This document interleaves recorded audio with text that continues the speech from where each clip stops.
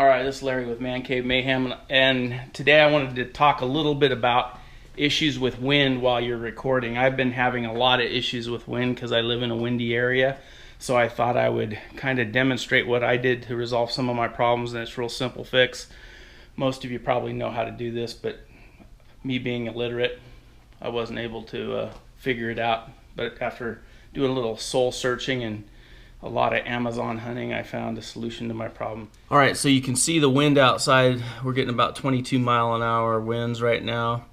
Average is about 19 with 28 mile an hour peaks. So fast for you, so you can hear the difference.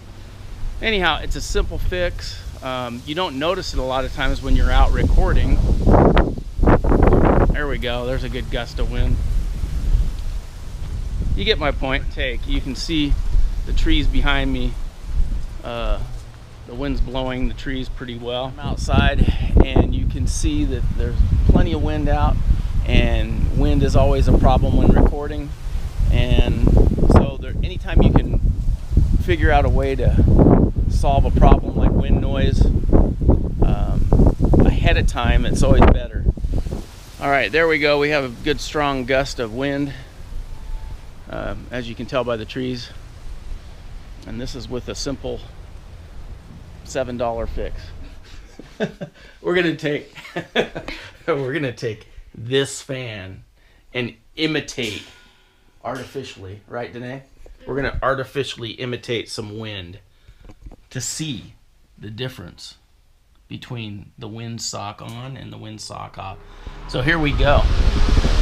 I don't know if you can even hear me with all that wind going. Luke, I am your father, Luke. Anyhow, this is what it's like if you can hear me in the severe wind of this fan without the windsock on. And this is what it sounds like with the windsock on. You see the difference? This is the GoPro without the windscreen. Any questions? This is the GoPro without the windscreen.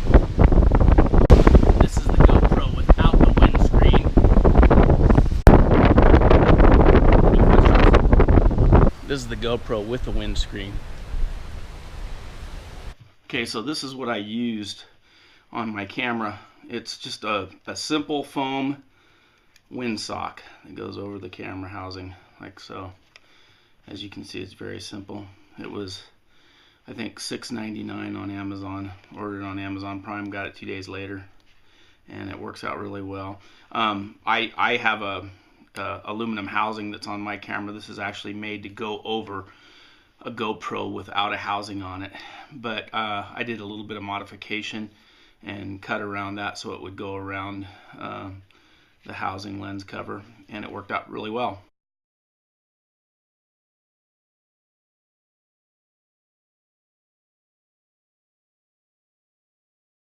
Again, with the windsock on.